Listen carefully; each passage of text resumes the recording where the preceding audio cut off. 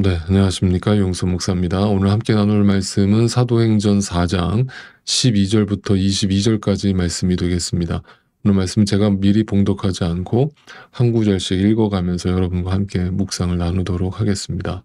먼저 12절 말씀을 같이 읽어보겠습니다. 이 예수 밖에는 다른 아무에게도 구원은 없습니다. 사람들에게 주신 이름 가운데 우리가 의지하여 구원을 얻어야 할 이름은 하늘 아래에 이 이름밖에 다른 이름이 없습니다.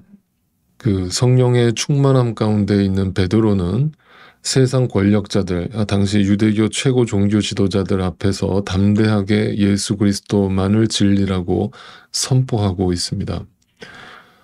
그는 자신 앞에 놓여진 그 영적 전쟁을 피하지 않았습니다. 그리고 진리로 본질로서 전진갑주를 취하면서 성령의 충만함 속에서 그들과 맞서고 있습니다. 그에게서 나온 이 담대함을 보고서 사람들도 깜짝 놀랐습니다. 왜냐하면 베드로는 자신이 전한 예수 그리스도 외에는 다른 이름을 결코 구원에 이룰 수 없다라는 것을 아주 단정적으로, 절대적으로 선포를 했기 때문이었습니다. 다시 말씀드리지만 지금 베드로는 유대교 최고 종교 지도자들 앞에 서 있습니다. 유대교 최고 종교 지도자들이라고 하는 것은 당시 능통한 종교 지도자들이었을 뿐만 아니라 당시 율법을 연구하는 학자들이기도 했습니다. 이 말은 그들은 나름 하나님 전문가를 자처하던 사람들이었다는 사실입니다. 그들 앞에서 다른 이름으로서는 구원에 이를 수 없다라고 선포했다라고 하는 것은 이 말의 의미가 어떤 의미이겠습니까? 당신들이 아무리 유대교 최고 종교 지도자들이고 율법에 능통한 사람들이라고 할지라도 나름 하나님 전문가라고 한다고 할지라도 예수 그리스도를 믿지 않는다면 당신들은 다 구원에 이룰 수 없습니다라고 선언한 것이었기 때문입니다. 그래서 그들은 적잖게 놀랐던 것입니다. 그들이 알고 있던 지식과 자신들이 그동안 경험했던 그 모든 경험들이 한순간에 다 수포로 돌아가는 그 상황을 이 베드로의 설교 한 번으로 그것이 만들어졌기 때문이었죠. 네, 그래서 그들은 적잖게 놀랐던 것입니다. 그런데 여기서 또 중요한 사실 한 가지는 베드로는 그 자신 앞에 놓여있는 청중이 어떤 청중이든지 간에 계속해서 동일한 복음을 전하고 있다라고 하는 사실입니다. 그 복음의 내용이 무엇입니까? 바로 너희가 예수를 죽였고 하나님이 그를 다시 살리셨다. 그러므로 예수 그리스도 외에는 다른 이름이 없다. 다른 이로서는 절대 구원에 이를 수 없다라는 것이 그가 전한 복음이었습니다. 근데 이것이 청중이 누구이든지 어떤 상황이든지 이 복음이 동일하게 선포되더라는 것입니다. 이것이 가능했던 것은 역시 베드로 안에 역사하고 계시는 성령 하나님 때문이었다는 사실을 우리는 분명히 알게 됩니다. 여러분, 성령 하나님이 전하시는 메시지는 누가 전하든 동일한 것입니다.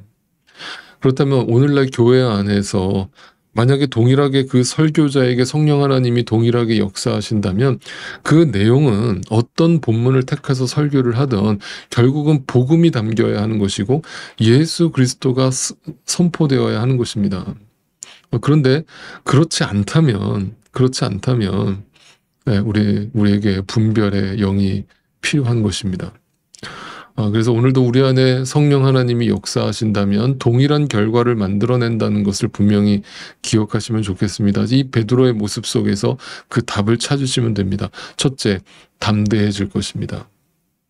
담대하다는 것은 사람을 두려워하지 않는 것이고 하나님을 두려워하는 모습으로 나아가는 것입니다. 두 번째, 복음 외에 생각나는 것이 없어져야 하는 것입니다. 네, 성령의 충만함을 누리고 있다면 복음에 집중하게 되어 있고 그 복음이 나를 어떻게 살렸는가에 대해 집중하게 되어 있고 거기에 감격하게 되어 있고 세 번째, 상황이 어떠하든지 그 대상이 누구이든지 내가 경험한 내가 알게 된 그 복음을 전하지 않고는 견딜 수 없는 그런 상황을 성령 하나님께서 연출하시는 것입니다. 유대교 지도자들이 베드로의 그 담대한 외침을 듣고 깜짝 놀랐던 또 하나의 이유가 있습니다. 그가 바로 학문 없는 범인으로 여겨졌었기 때문입니다. 범인이라는 것은 뭐 죄를 지은 범인을 말하는 게 아니라 아주 평범한 사람을 말하는 것이지 않습니까? 근데 평범한이라는 이 범인이라는 단어 앞에 학문이 없는이라는 수식어가 붙었습니다. 그 말은 뭡니까? 한마디로 일자무식한, 당시 시대 속에서 철저하게 무시당하던 계층, 갈릴리 어부 출신 주제에 당대 엘리트 집단이었던 유대교 최고 종교 지도자들 앞에서 복음에 대해서, 하나님에 대해서, 말씀에 대해서 유창하게 설교를 하고 있으니 그 자체가 놀라운 광경이 아닐 수 없으며, 그 자체로 유대교 지도자들도 당혹스러우면서 동시에 놀라지 않을 수 없었던 상황이 연출된 것입니다. 자, 그럼 지금 상황을 제가 좀 다시 한번 간단하게 정리하고서 여러분께 부연 설명을 이어가겠습니다. 자, 지금 이 베드로가 설교하는 그 상황이 어떤 상황입니까? 예수 그리스도의 부활을 증언하던 베드로와 요한이 그 부활을 믿지 않던 사두개인들에 의해서 모함을 받아서 감옥에 투옥됐습니다. 그리고 유대교 최고 종교 지도자들 앞에 섰습니다. 그러나 베드로는 조금도 주눅들지 않고 담대하게 예수 그리스도만을 구원자라고 선포했습니다. 유대교 지도자들은 그 베드로의 담대함과 그 예리하고 섬세하고 정확한 말씀 인용을 통해서 담대하게 선포되는 그 말씀 선포에 깜짝 놀랐습니다.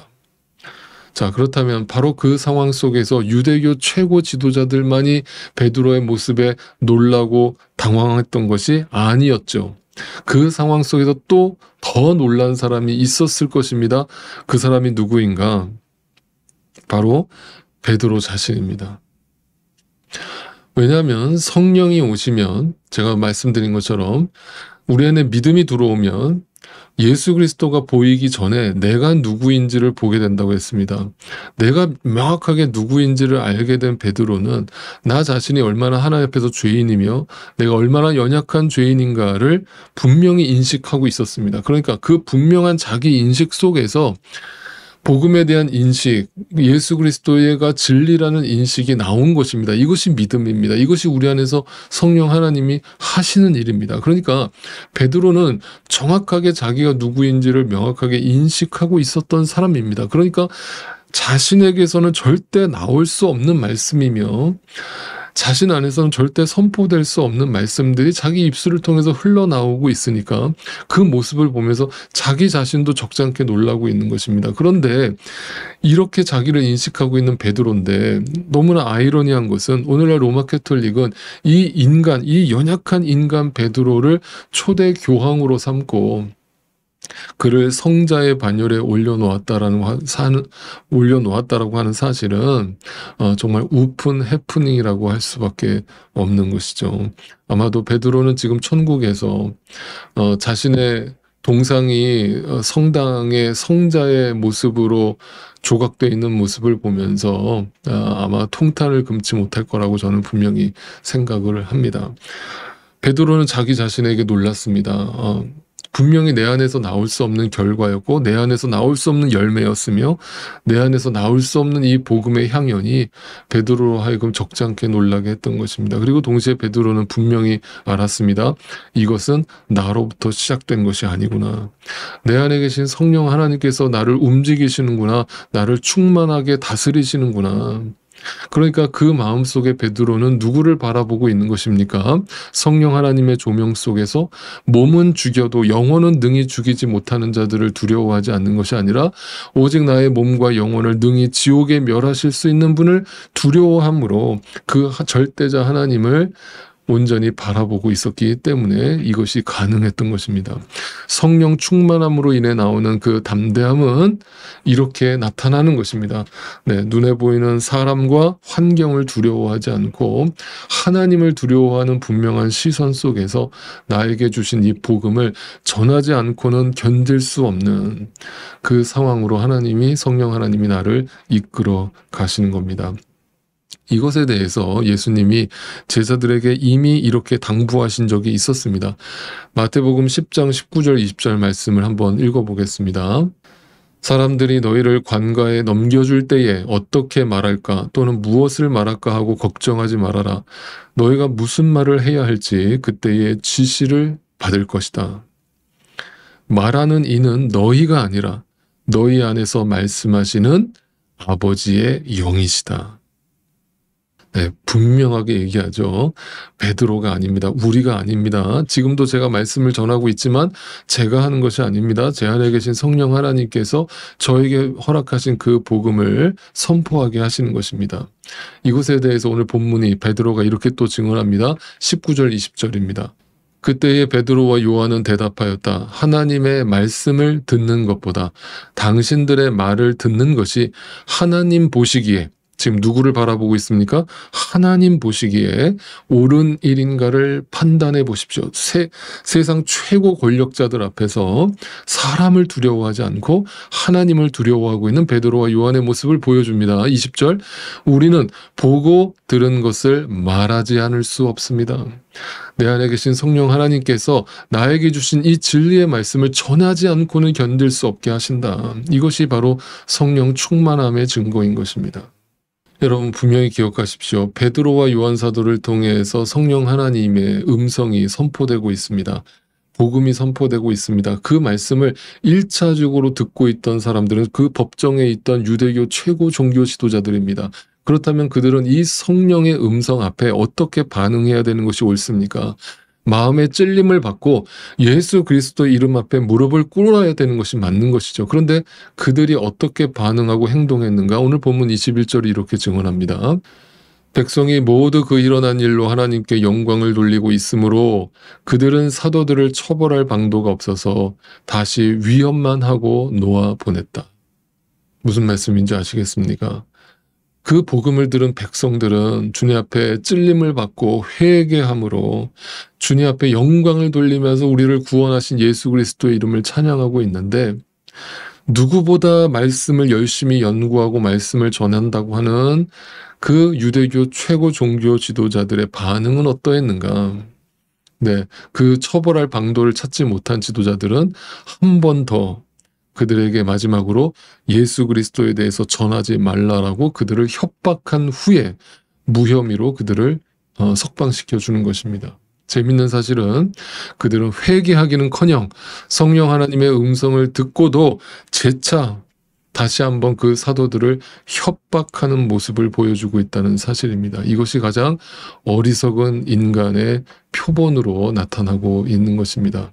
유대교 최고 지도자, 말씀에 능통하다는 성경학자들이 사실상 하나님의 말씀을 배척하고 거부하고 있는 모습입니다. 중요한 사실은 이 슬픈 현실이 오늘날도 그대로 반복되고 있다라고 하는 사실입니다. 기억하십시오. 성령 하나님의 충만하심의 역사는 아주 명확합니다. 절대 나에게서 나오지 않는 담대함을 허락하십니다. 누구 앞에서든지 어떤 상황에서든지 하나님 나에게 주신 그 담대함은 사람을 바라보는 것이 아니라 하나님을 바라보게 하는 것입니다. 그리고 두 번째, 복음에 집중하게 하십니다. 그 복음에 충만하게 하십니다. 그 복음 속에 감격하게 하십니다. 그리고 마지막, 그 복음을 어떤 상황이든지 어떤 대상이든지 누구이든지 담대하게 전하게 하십니다. 때를 얻든지 못 얻든지 나에게 주신 이 복음을 전하지 않고서는 견딜 수 없게 만드시는 것입니다. 이 성령의 충만함이 오늘도 저와 여러분의 심령 속에 충만하게 일어나기를 간절히 소망합니다. 예수